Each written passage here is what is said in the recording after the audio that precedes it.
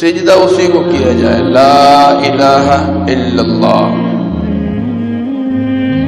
کوئی معبود نہیں صرف اللہ، محمد الرسول اللہ، محمد صلی اللہ علیہ وسلم اللہ کے رسول ہیں۔ آپ نے اس کی دعوت دینی شروع کی، آپ کے اپنے بھی مخالف ہو گئے، اپنے بھی مخالف ہیں، چچا بھی مخالف ہے جو آپ کی پیدائش پر خوشیاں منا رہا تھا، خوشخبری دینے والی لونڈی کو اس نے آزاد کر دیا تھا، آج وہ آپ کو مخالف ہے، پتھر مار رہا ہے۔ حضور صلی اللہ علیہ وسلم نے سب کو بلایا، رشتہ داروں کو دعوت کی ان کی، اور بیٹھ کر آپ صلی اللہ علیہ وسلم بات کر رہے ہیں کہ دیکھو، اگر میں تمہیں بتاؤں کہ اس پہاڑ کے پیچھے ایک قافلہ ہے جو تمہارے اوپر حملہ آور ہونا چاہتا ہے، تو میری بات مان لو گے؟ سب نے کہا ضرور مانیں گے، اس لیے کہ ہم نے بار بار تجربہ کیا ہے، آپ سوائے سچائی کے کچھ نہیں فرماتے، تو آپ اس بات میں بھی سچے ہیں، ہم آپ کی بات مانیں گے۔ آپ صلی اللہ علیہ وسلم نے ارشاد فرمایا، انی نذیر لکم بین یدی عذاب شدید، ایک سامنے بہت بڑا عذاب آنے والا ہے، اس سے میں تمہیں ڈراتا ہوں۔ یا ایھا الناس قولوا لا الہ الا اللہ تفلحون، اس عذاب سے بچاؤ کا ذریعہ لا الہ الا اللہ کہنا ہے، کامیاب ہو جاؤ گے، عذاب سے بچ جاؤ گے۔ ایک دن، دوسرے دن، تیسرے دن، تو ابو لہب آپ کا چچا کیا کہتا ہے؟ تبا لک لہذا جمعتنا، تیرے ہاتھ ٹوٹ جائیں، نعوذ باللہ، کہ آپ نے ہمیں اس کام کے لیے جمع کیا۔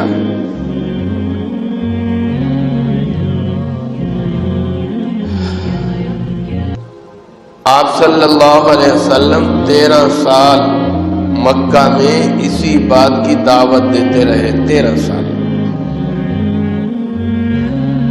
اور صرف دعوت نہیں، آج تو تبلیغی جماعت والے بھی دعوت دیتے ہیں اور ان کا اعزاز ہوتا ہے، اکرام ہوتا ہے، کھانے ملتے ہیں، جی کہیں کہیں سنت نبوی بھی ادا ہوتی ہے، ڈنڈے بھی لگتے ہیں، جی تو یہ پرانا دستور۔ 3 سال تک آپ صلی اللہ علیہ وسلم سے بائیکاٹ کیا تھا ان لوگوں نے، 3 سال کھانے کو کچھ نہیں ہوتا تھا، پینے کو بھی کچھ نہیں ہوتا تھا،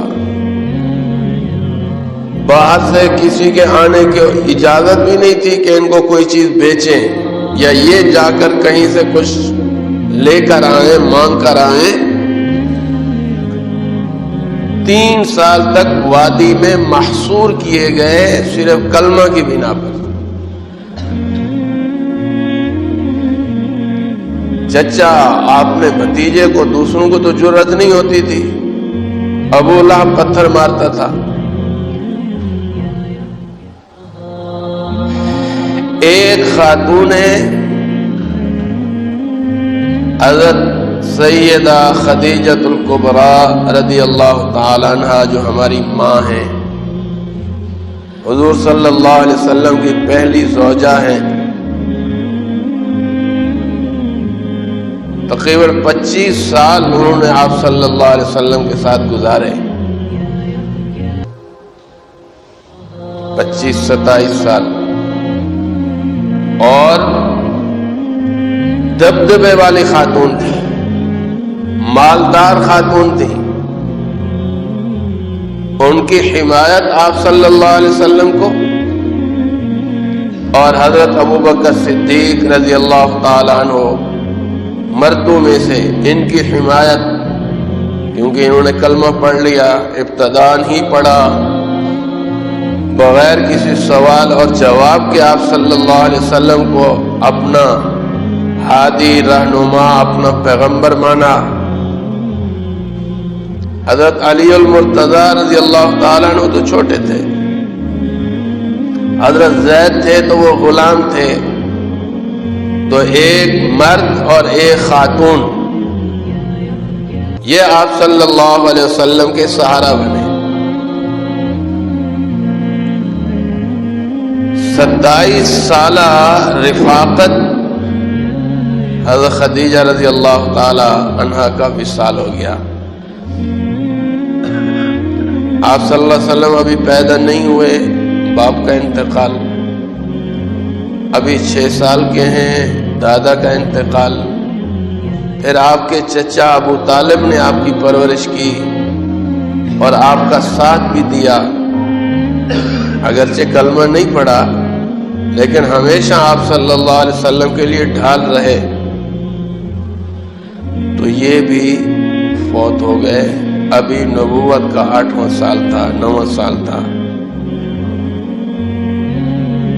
چچا بھی، یہ بھی ایک ڈھال تھی نسبی طور پر، اور حضرت خدیجہ رضی اللہ تعالی عنہ کا بھی وصال ہو گیا۔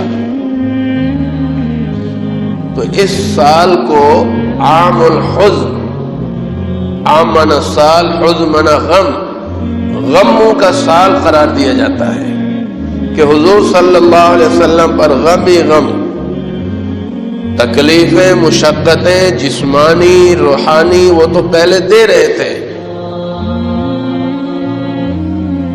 لیکن ظاہری یہ جو سہارے ہیں، اصل تو کرنے والی اللہ کی ذات ہے۔ اور بلکہ علماء نے یہ بات بھی بڑی عجیب لکھی ہے، اللہ جس کو بلند کرنا چاہتے ہیں ظاہری سہارے ان سے ہٹا لیتے ہیں، اللہ تعالیٰ جس کو مقام دینا چاہتے ہیں اللہ ان کو سہاروں کا محتاج پھر نہیں بناتے۔ اور اس کی مثال، بڑی مثال آپ صلی اللہ علیہ وسلم کی ذات ہے۔ ایک بچے کے لیے باپ کا سہارا سب سے بڑا ہوتا ہے، ابھی پیدا ہی نہیں ہوئے وہ سہارا چھن گیا، پھر باپ سے زیادہ شفقت باپ کے بعد کہہ لیں، بلکہ میں تو کہوں گا باپ سے بھی زیادہ ہوتی ہے، دادا کو شفقت ہوتی ہے۔ جی ابھی 8 سال کے وہ سہارا بھی اللہ نے لے لیا۔ پھر چچا ہے، آپ کی ڈھال بنے ہوئے ہیں، بھائی میرے بھائی کا بیٹا ہے اور میرے والد نے اس کی پرورش کی ہے، اب یہ میری ذمہ داری بن گئی، کیونکہ وہاں خاندانی وجاہت ہوتی تھی، اب یہ سہارا بھی ختم۔ حضرت خدیجہ رضی اللہ تعالیٰ عنہ جو ہر وقت آپ کے لیے جان بھی چھڑکتی تھی، مال بھی خرچ کرتی تھی، یہ عجیب بات ہے۔ حضرت خدیجہ تجارت کا مال بھیجا کرتی تھیں، اور جب آپ صلی اللہ علیہ وسلم سے نکاح ہوا سارا مال حضور کے لیے وقف کر دیا تھا۔ کتنی بڑی بات ہے۔ آج تو ہم بیوی کو کچھ پیسے دے دے مانگے تو وہ کہتی ہے تمہارا اب تھوڑی ہے۔ حضرت خدیجہ نے سارا مال حضور کے لیے وقف کر دیا تھا۔ یہ جو حضرت زید غلام ہے یہ بھی حضرت خدیجہ نے آپ کو ہدیہ کیا تھا۔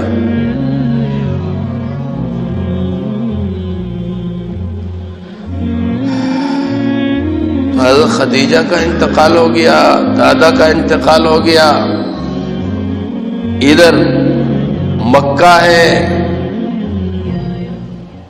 اور انہی دنوں میں آپ صلی اللہ علیہ وسلم طائف بھی تشریف لے گئے تھے کہ مکہ والے تو میری بات نہیں مانتے، چلو طائف جا کر ہم دعوت دیں۔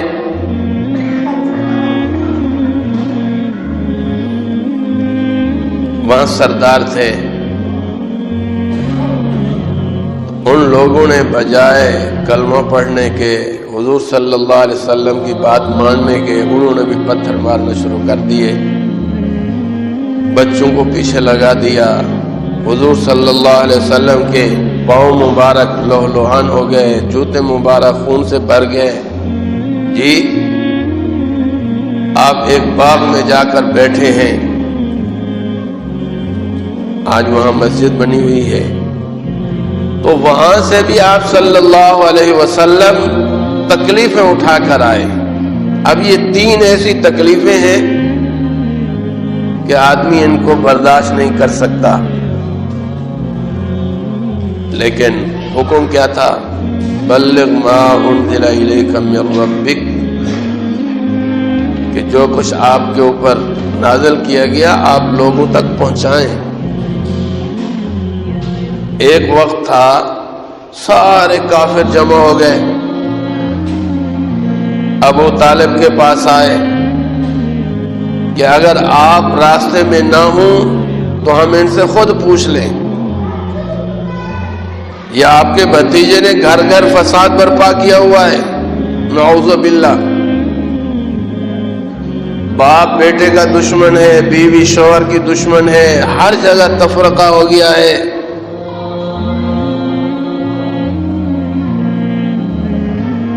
آج کل لوگ کہتے ہیں نا یہ مولوی فساد پھیلاتے ہیں، یہ اس لفظ کو تھوڑا سا ذہن میں رکھ لو کہ مولوی فساد پھیلاتے ہیں۔ اس وقت کافروں نے یہی کہا کہ حضور صلی اللہ علیہ وسلم نے فساد برپا کر دیا ہے۔ کتنا ہم آرام سے رہ رہے تھے،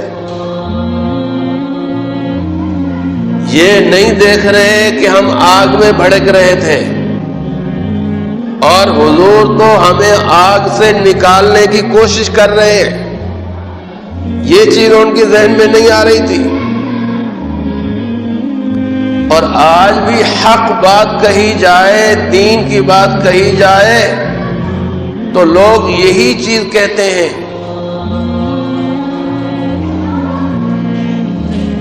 میرے بھائیوں، اگر مولوی لوگ صحیح بات کو صحیح نہ کہیں پھر کفر اور اسلام میں امتیاز ختم ہو جائے گا۔ ہو جائے گا نہیں ہو جائے گا بتائیے؟ آج کالجوں میں، یونیورسٹیوں میں یہ فرق مٹ چکا ہے، اور جو طبقہ ہمارے اوپر برسر اقتدار آتا ہے ان کے ہاں بھی اسلام اور کفر کا امتیاز ختم ہو گیا ہے۔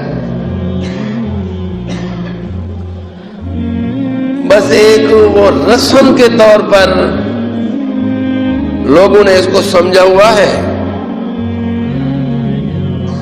کہ میں مسلمان ہوں، ورنہ اللہ معاف فرمائے، اللہ معاف فرمائے۔ حقیقت اگر معلوم کی جائے تو بہت کڑوی ہے۔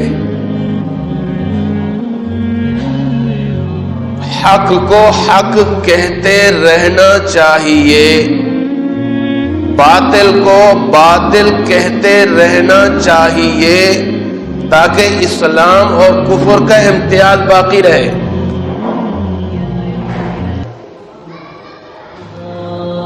اگر علماء صحیح دین پیش نہ کریں تو دین گڑبڑ ہوگا نہیں ہوگا؟ لوگ سمجھیں گے ہی نہیں دین کیا ہے۔ تو بہرحال سارے جمع ہو کر آپ صلی اللہ علیہ وسلم کے چچا کے پاس آئے۔ ایک یہ، یعنی اس کو کہتے ہیں ترہیب، ڈرایا جا رہا ہے، اور ساتھ ساتھ ترغیب بھی۔ وہ ترغیب کیا ہے کہ اگر آپ مالدار ہونا چاہتے ہیں ہم مال دیتے ہیں، سردار بننا چاہتے ہیں ہم سرداری دیتے ہیں، اگر کہیں اچھی جگہ رشتہ کرنا چاہتے ہیں ہم اس کے لیے حاضر ہیں۔ یہ ذہن میں رکھو، کفر کا ہمیشہ یہ ہتھیار رہا ہے۔ ترغیب، نہیں تو پھر ترغیب۔ بہت سارے لوگ ڈر جاتے ہیں، اگر ہم نے یوں نہ کیا تو ہمارے ساتھ یہ ہو جائے گا، وہ اس طرح ڈھیر، اور بہت سارے لوگ لالچ میں آ جاتے ہیں، ہمارا تو فائدہ ہو رہا ہے نا، اپنی قوم کا گلا دبا دو، ہمارا تو فائدہ ہو رہا ہے نا، یہ ترغیب ہے۔ کفر اسلام کے لیے ایک مسلمان نہ ترغیب سے کفر کوئی کیا کہ اہمیت دیتا ہے، اور نہ ہی ترغیب کی اس کے سامنے کوئی اہمیت ہوتی ہے، یہ نبی کی سنت ہے۔ اپنے نظریے پر رہو، حالات کیسے ہو جائیں، حالات بنانے والے ہم تو نہیں ہیں، حالات بنانے والے کون ہیں بھائی؟ اللہ تعالی ہے۔ آپ کے پاس جو نظریہ ہے آپ اس نظریے پر قائم رہیں، اور ڈنکے کی چوٹ پر اس کا اعلان کریں۔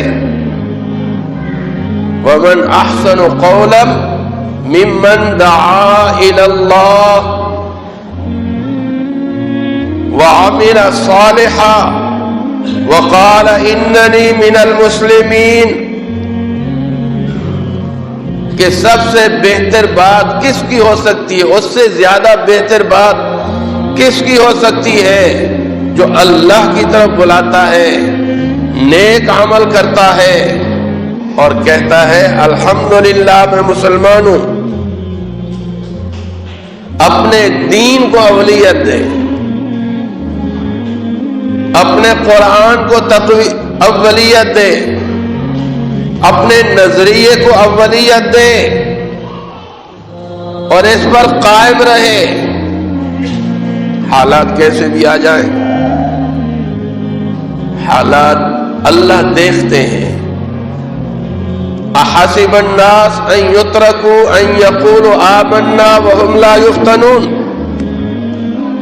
کیا لوگ یہ سمجھتے ہیں کہ ہم آمنا کہہ دیں گے تو چھوڑ دیا جائے گا اور ہمیں آزمایا نہیں جائے گا؟ وَلَقَدْ فَتَنَّا الَّذِينَ مِن قَبْلِهِمْ، ان سے پہلے جو لوگ تھے ہم نے ان کو بھی آزمایا۔ یہ آزمائش کیوں آتی ہے؟ فَلَيَعْلَمَنَّ اللَّهُ الَّذِينَ صَدَقُوا وَلَيَعْلَمَنَّ الْكَاذِبِينَ۔ ہم ظاہر کرنا چاہتے ہیں سچے لوگ کون ہیں اور جھوٹے لوگ کون ہیں۔ نظریے پر کون قائم رہتا ہے؟ نظریے پر قائم رہو، اپنی بات کو اولیت دو، پھر حالات بنانے والا اللہ ہے۔ اللہ کے لیے جب ایک آپ ثابت قدمی دکھائیں گے، پھر انہی حالات کو جو خلاف ہیں اللہ تمہارے حق میں کر دیں گے۔ عسیٰ ان تکرہوا شیئا وہو خیر لکم، جن چیزوں کو تم ناپسند کرتے ہو سکتا ہے کہ وہی تمہارے لیے بہتر ہو۔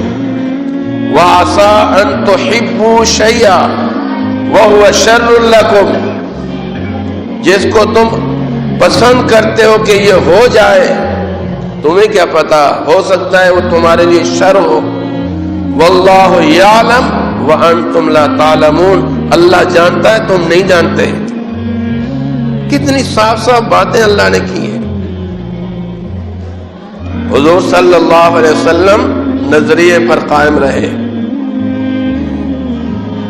3 سال شعب ابی طالب میں محصور رہے، کھانا بند ہے، پینا بند ہے، ملنا جلنا معاشرت بائیکاٹ ہے، لیکن آپ نظریے پر قائم رہے۔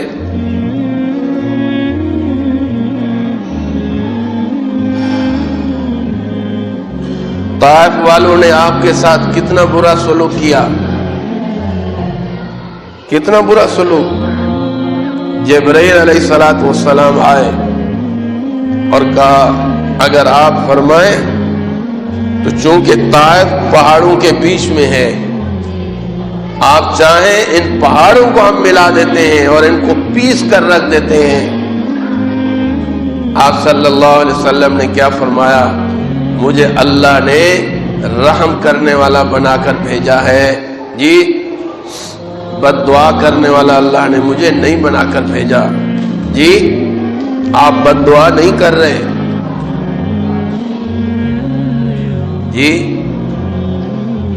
آج اصل بات یہ ہے کہ ہم میں سے سب نہ ان کو حق کا پتہ ہے نہ باطل کا پتہ ہے، نہ صحیح کا پتہ ہے نہ غلط کا پتہ ہے۔ سامنے والا کوئی ہمارے مزاج کے خلاف بات کر لیتا ہے، ہمیں فوراً غصہ آ جاتا ہے، ہم لڑنا شروع کر دیتے ہیں۔ بھائی اگر آپ حق پر ہیں، صحیح نظریے پر ہیں، تو سامنے والے کو کہنے دو۔ ہمارے نبی کی تو یہ سنت ہے۔ آپ نے خود بتاؤ، اگر 10 آدمی مار رہے ہوں، چلو 100 بھی مار رہے ہوں، ایک آدھ پتھر تو نبی صلی اللہ علیہ وسلم بھی مار سکتے تھے، مار سکتے تھے نہیں؟ کسی کا گریبان پکڑ لے سکتے تھے، لیکن نہیں، حکم نہیں تھا۔ کفوا ایدیکم، قیل لہم کفوا ایدیکم، اپنے ہاتھوں کو روک کے رکھو، ابھی مقابلے کی کا حکم نہیں ہے، برداشت برداشت برداشت۔ وَأَقِيمُوا الصَّلَاةَ وَآتُوا الزَّكَاةَ، نماز کو قائم رکھو، زکوٰۃ دیتے رہو۔ فَلَمَّا كُتِبَ عَلَيْهِمُ الْقِتَالُ، پھر اللہ نے جب مقابلے کی اجازت دی، بدر میں، احد میں، احزاب میں، خیبر میں، حنین میں، تبوک میں، جب آزمائش ہو گئی، کندن بن گئے صحابہ۔ بدر کی تقریریں آپ جو صحابہ نے، حضور صلی اللہ علیہ وسلم نے مشورہ لیا کہ میرے صحابہ مشورہ دو، یہ جو کفار مکہ کا قافلہ جا رہا ہے، ہم ان کے ساتھ مقابلہ کریں، لڑائی ہے اور ہر اعتبار سے لڑائی ہوتی ہے۔ تو اہل مدینہ حضرت سعد بن معاذ رضی اللہ تعالیٰ عنہ کیا فرماتے ہیں؟ اللہ کے نبی، ہم آپ کو وہ جواب نہیں دیں گے جو حضرت موسیٰ علیہ السلام کو ان کی قوم نے دیا تھا کہ فَاذْهَبْ أَنْتَ وَرَبُّكَ فَقَاتِلَا إِنَّا هَاهُنَا قَاعِدُونَ، کہ آپ اور آپ کا رب جائے، تم جا کر لڑو، ہم تو یہاں بیٹھنے والے ہیں۔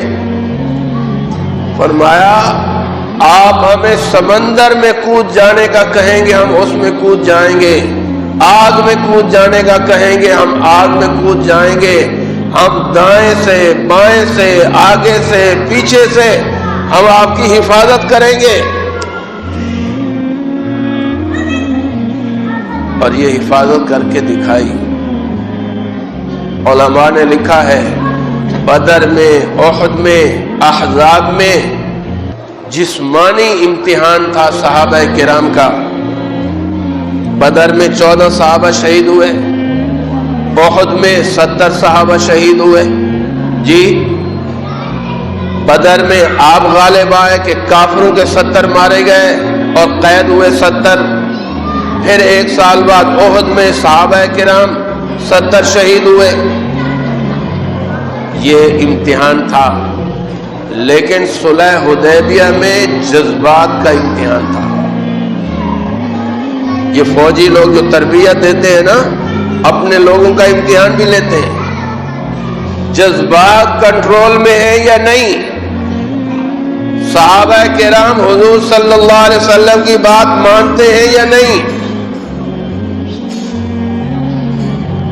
تھوڑا سا آئی بات، ظاہر ہے حضرت عمر رضی اللہ تعالیٰ عنہ اشداء علی الکفار، کافروں پر سخت اللہ نے یہ صفت بیان کی، تو حضور صلی اللہ علیہ وسلم نے پوچھا کیا ہم ناحق پر ہیں؟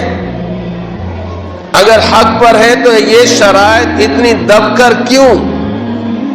حضرت ابوبکر صدیق سے پہلے جا کر بات کی تو حضرت ابوبکر صدیق بڑے دور اندیش تھے، کیا کہنے لگے؟ عمر، حضور صلی اللہ علیہ وسلم تجھ سے اور مجھ سے زیادہ جانتے ہیں،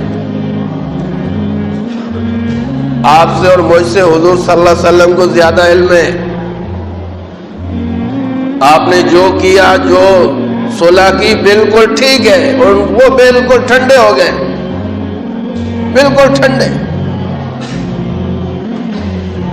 اور علماء نے لکھا ہے، بات تو درمیان میں رہ گئی، آخری بات کہہ دیتا ہوں، جب حضور صلی اللہ علیہ وسلم کا آخری دن تھے، حضرت ابوبکر صدیق مصلی پر تھے اور صحابہ کرام پیچھے کھڑے تھے کہ حضور صلی اللہ علیہ وسلم نے اپنے حجرہ مبارکہ سے دیکھ کر تبسم فرمایا، مسکرائے۔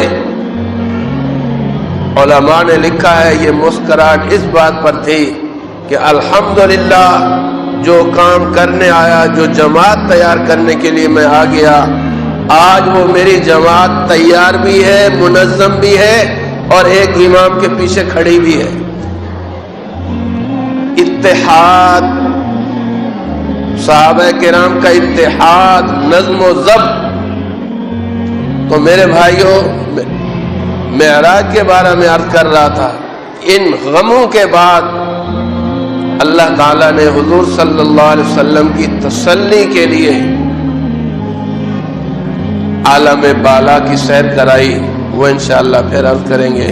اللہ ہمیں حضور صلی اللہ علیہ وسلم کی ایک ایک سنت پر عمل کرنے والا بنائے۔ میرے بھائیوں، آج فتنوں کا دور ہے، ہر اعتبار سے فتنے ہیں، اور ان فتنوں کا بچاؤ یہ ہے کہ ہر کام کو حضور کی سنت کے مطابق کرو، فتنوں سے بچ جاؤ گے۔ عقیدے کے اعتبار سے بھی، عمل کے اعتبار سے بھی، نظریے کے اعتبار سے بھی حضور صلی اللہ علیہ وسلم کی سنت ہر معاملے میں آگے رکھو۔